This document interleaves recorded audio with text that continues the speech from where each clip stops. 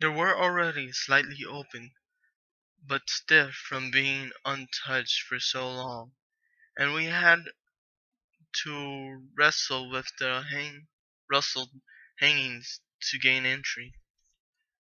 From the inside of the building was the barren shell of an old factory, broken and boarded windows, weathered pointed, completely empty save for the few boxes and cobwebs here and there.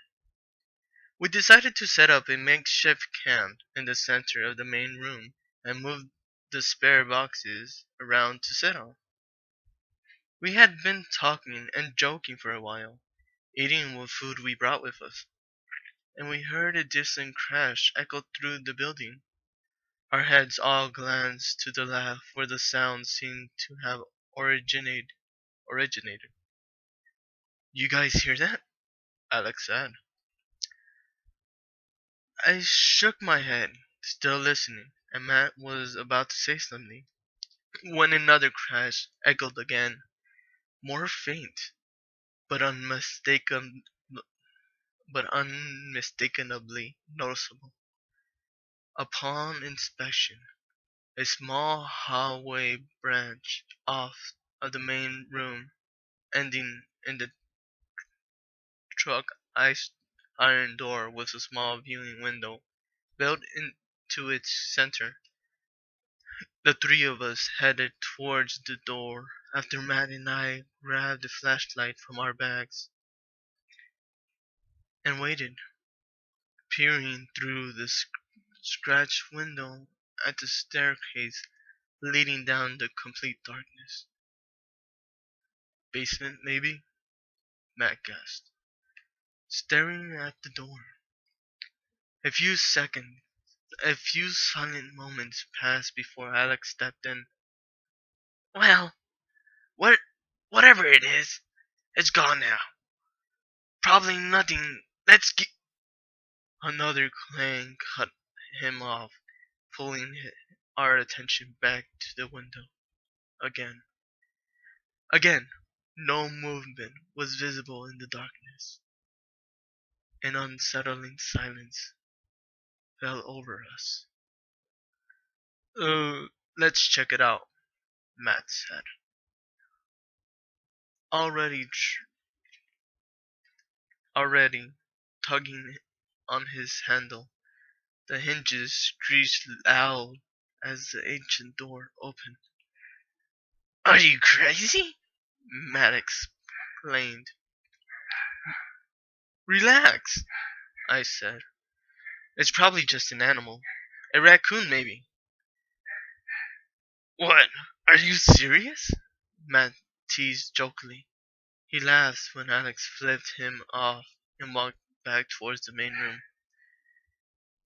Whatever. I'm going to bed. See you idiots in the morning. With that, Matt began to slide through the door. You coming or not? He said, sitting down, staring down the stairs, with nothing better to do. I placed the loose brick in the floor as the door stopped, and descended the stairs with him. When we reached the bottom, the air was somewhat heavy. A musty odor hung around us that I could taste in the back of my throat. As my eyes slowly adjusted to the absence of light, I could make out various pipes and vents that ran the length of the walls and ceilings. I shone my flashlight around us and found that we were in a small rectangular room, around 15 feet wide.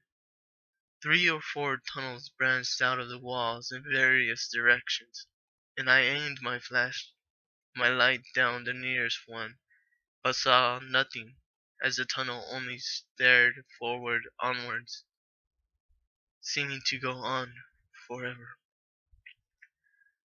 Which way do you think it came from? Matt asked, staring into the darkness in the front tunnel. I don't know, man. Does it even matter anymore? I say flatly. What? Are you scared of the dark too? No, it's just. Come on, let's just get down there, Matt called out before ducking down the passageway and desperately disappearing in the darkness. The only thing visible was his own flashlight bobbing up and down. Being an idiot, I followed after him, keeping my eyes on the jumping light towards the labyrinth of tunnels. Matt, let's just go back. This is getting ridiculous. I called him after. I called after him. His words echoed down back to me. Hey, hey man, I think I heard something over here. I saw the light draft to the left, likely another tunnel, likely another turn in the tunnel, and caught up only to find that his light was nowhere to be found, nowhere to be seen. I jogged forward a little more, hoping to hear his footsteps or something just to point me in his direction, but there was nothing. Matt? I called. Matt, you still there? My voice bounced uneasily off the walls of the tunnel. I reassured myself it was probably just another one of his idiotic pranks. He always messed with me and Alex, but sometimes didn't feel right about it. Something didn't feel right about it. The feeling of dread grown in the pit of my stomach as I renewed yet another sensor, just to find more darkness, no light, and no familiar jump scare from man, just more tunnels. Suddenly, the tunnel was filled with a blood-curdling scream that seemed to come from everywhere around me. Stopped me right in my tracks. But just as quickly as I started, it started, it ended. As if, as if cut short by an invisible force. I hesitantly called out to Mac again, but there was no answer. Only the occasional drip of water from the ceiling. It was this moment, in silence, where I heard it. Footsteps. I aimed my flashlight down the tunnel, thinking it might be Mac running towards me. But as the sound grew louder, I seemed closer to something, running on all fours. Whatever it was coming towards me and getting closer. Without waiting any longer, I dropped my flashlight on the ground and drafted into the next passageway, hiding myself in the darkness.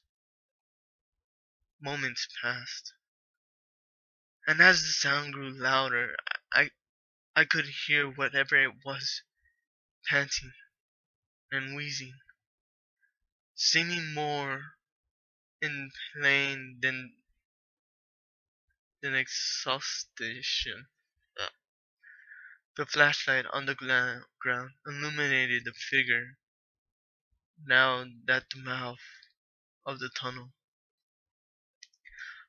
I struggled to stay silent as I gazed at the horrid creature now only a few yards away from me. It was on all fours, its back twisted and bent at a grotesque argosto angle to compare for its long back legs. The skin was pale, brushed, and battered, wrapped tight around its skeletal figure. Bones dried and cracked as it bent down to examine the fly, and it was now that I could see its face. With few strands of hair it had hang wet From it sagged and swayed as it breathed heavily through the crooked mouth. Unblinking eyes sunk back into its skull, and a glow hum in its pupils like that of a dog at night, and it continued to study the alien instrument. I crooked its head slightly and the light illuminated more as a facial construction. Illuminated more of its facial construction. You need to understand that this thing was once human. My heart raced and blood poured into my heart raced and blood pounced in my ears so loud I prayed that it wouldn't hear me. Prayed those glowing orbs would shift in any direction without wearing and strapped its head towards with such force an audible snap could have heard from within its neck. It listened for a moment, then let out an inhuman shriek that pierced my ears and echoed down tunnels in every direction. Its neck and chest heaving to produce the disturbing noise. I shuddered as a faint echo of another shriek reverberated off the walls, followed by another, and another, and another. There was more than one. The echoes were coming from everywhere. I could pinpoint where they were. The deformed being let out another shriek before taking off down the tunnel, leaving me more terrified than ever. I stayed in that corner for what seemed like hours, too petrified to move, just listening. Every so often, hearing one of the howls far off down the tunnel. It was as if they were searching for me, hunting me. I had to get out of there. I had to escape. The thought of what those things would do to me if I was found chilled me to the bone. So I did the only thing I could do. I grabbed the flashlight and ran. Finding my way back was useless. I was completely lost. All I could do was run and pray for an exit of some sort. I kept my eyes forward as I ran quietly down the tunnel, constantly terrified that I would hear the arranged breathing and footsteps of one behind me at any moment. I was about to turn the next corner when my legs snagged on something in front of me, and I fell head first into the puddle on the ground. In the dim light, I could see the outline of the crumbling mass. My mind told myself not to look, but curiously got the better of me. Curiosity got the better of me, and I grabbed my flashlight, staring it down to my feet. I immediately wished I hadn't. At my feet lay the body of Matt. What was left of his mangled corpse was torn off, practically ripped him in two. His organs lay scattered around him, and thick blood corded the walls and floor. I shook violently and dragged and dared not scream. Fear overpowering the sickening sight of my dead friend spewed on the ground in a heap of blood. Looking away, I got up to sprint down the tunnel as quietly as I could, turning the flashlight off. Let's not attract any more of those things. I didn't want to end up like that. I ran for as long as I could, even after my legs burned, but eventually I had to stop. I doubled over, sore and exhausted, covered covered in sweat and consumed with fear. I heard I I heaved as bell rose in the in my throat, delayed from before. My shirt and pants were covered in Matt's blood, and I breathed heavily, trying to regain what once uh, what ounce of strength I had, shaking it as it rose to my feet. Its light cracked sound from the right.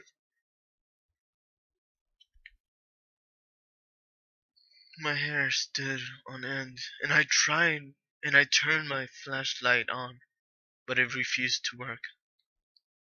Another crack sounded, slightly closer.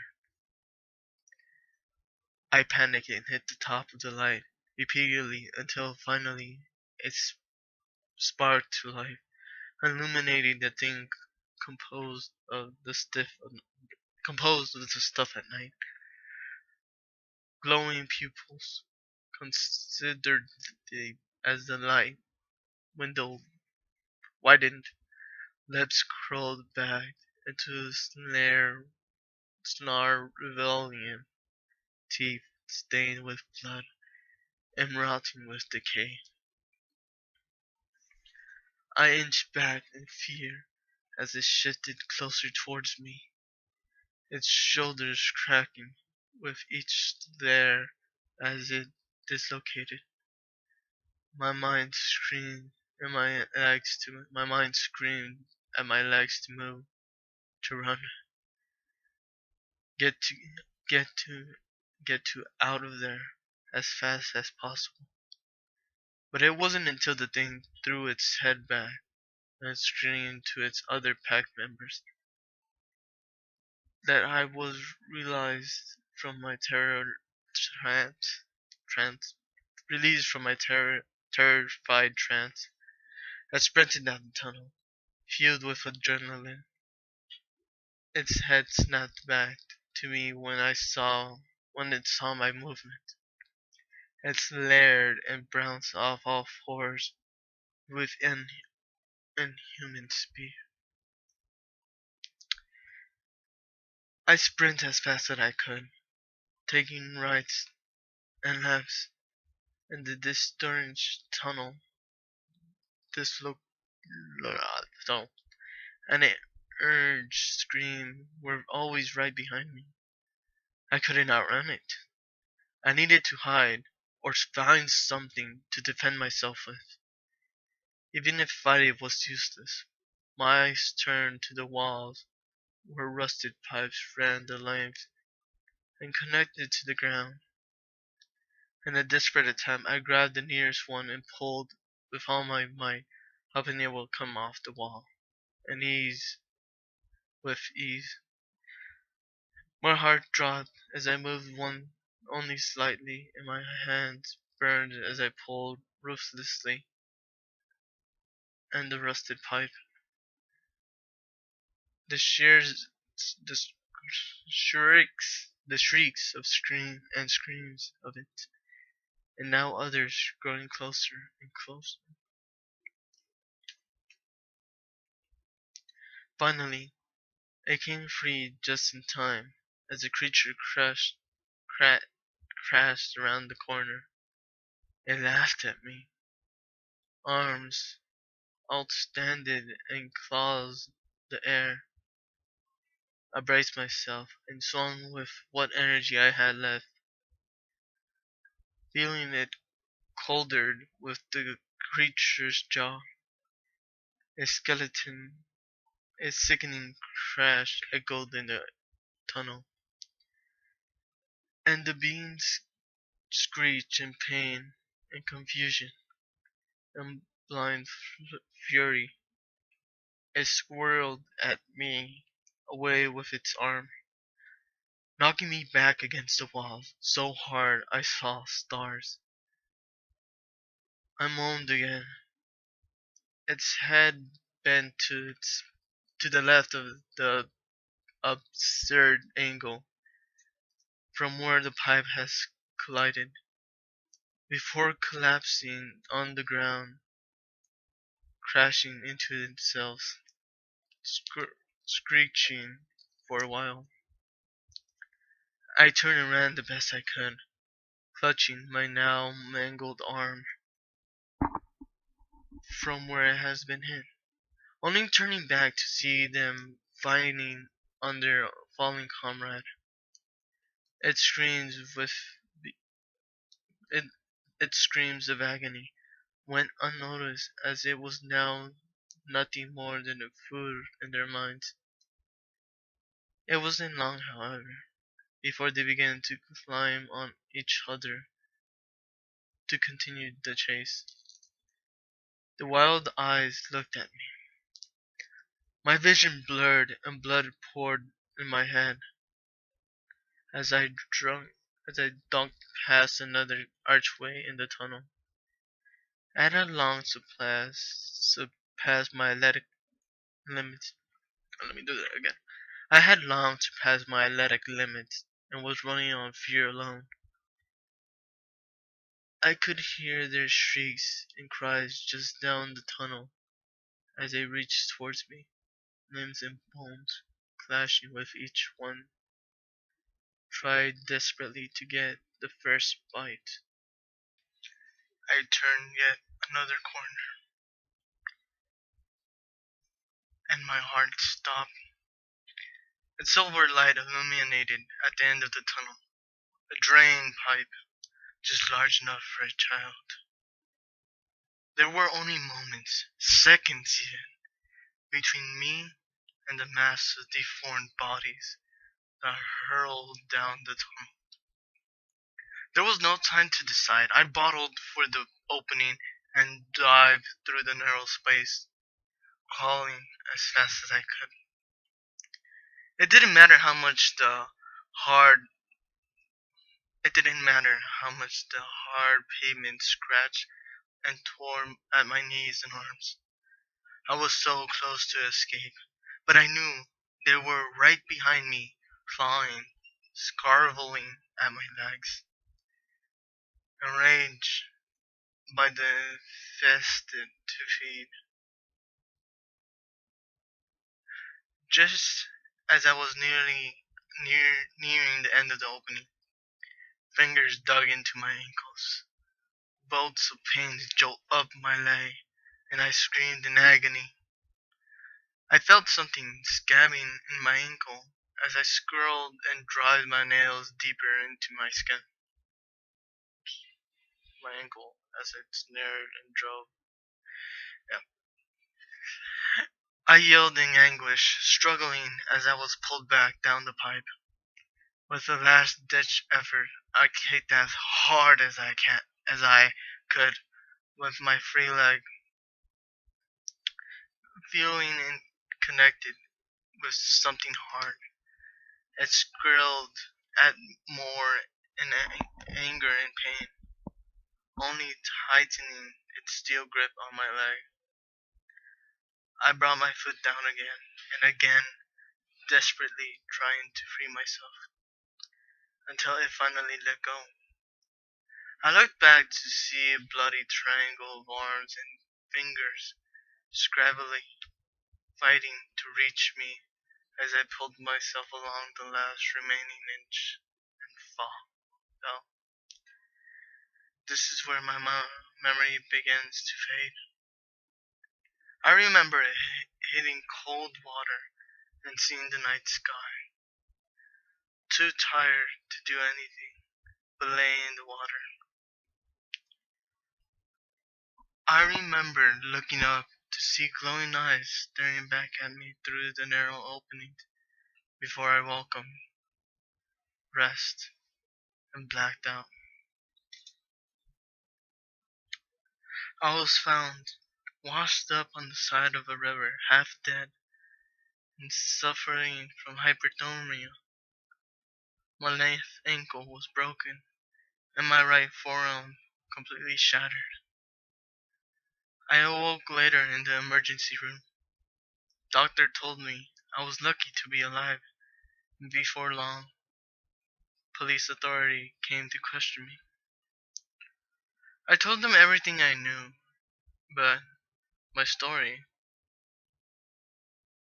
was dismissed and results of stress and shock. As I said before, I can't sleep. Every odd sound sends me into a state of panic, and I can't deal with reliving every event of the day when I close my eyes. But the worst part that terrorizes me even more is that Alex is still there, and that door is still open.